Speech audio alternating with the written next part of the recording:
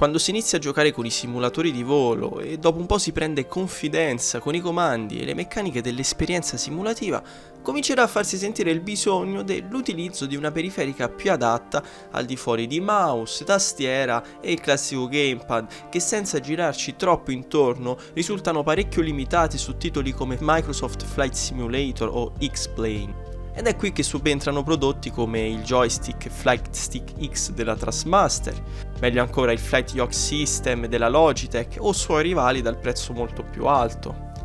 Avere in casa una periferica come quest'ultima però vuol dire avere il bisogno anche di una seconda periferica da accompagnare, ovvero la pedaliera per i simulatori di volo.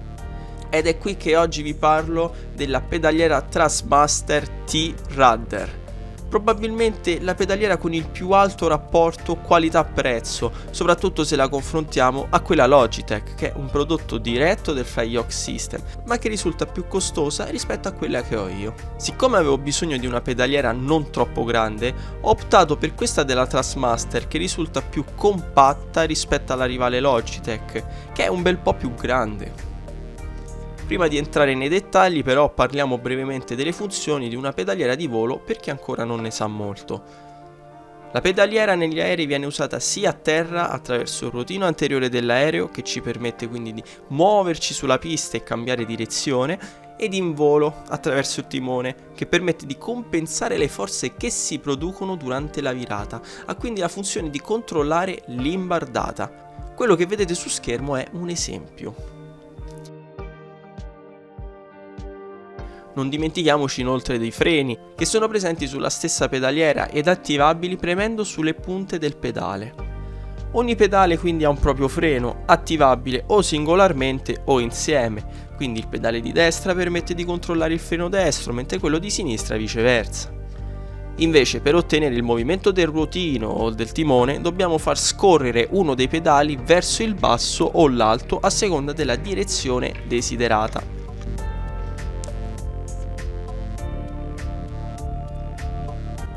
La pedaliera Thrustmaster quindi ha tutte queste funzioni che vengono rappresentate in maniera realistica e durante la nostra simulazione ci daranno quel tocco in più da un punto di vista appunto simulativo, che ad esempio solo il Flight Yacht System, magari impostando un timone automatico data l'assenza di una ipotetica pedaliera, non potrà mai regalarci. Magari la precisione non è il massimo riguardo questa pedaliera Thrustmaster, ma considerando il prezzo e l'attuale mercato è più che buono. Stiamo parlando di prodotti che nelle versioni base già costicchiano per conto loro, figuriamoci quando pensiamo all'acquisto di versioni premium.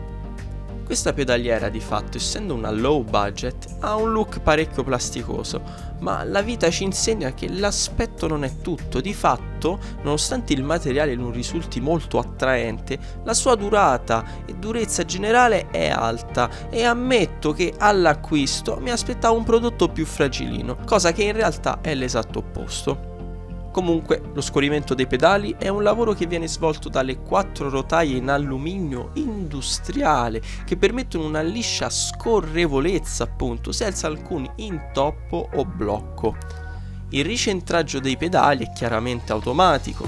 Le caratteristiche parlano di pedali che arrivano all'incirca ad una misura di scarpe da 45, mentre per attivare i freni occorre inclinare i pedali di ben 15 gradi. Nella parte sotto presenta dei gommini che permettono il non spostamento della periferica, che è collegabile via USB, e attraverso un apposito pulsantino è possibile addirittura convertirla come pedaliera per simulatori automobilistici, ma io ovviamente non ve lo consiglio. Questo prodotto è ottimo per i simulatori di volo e basta, secondo me.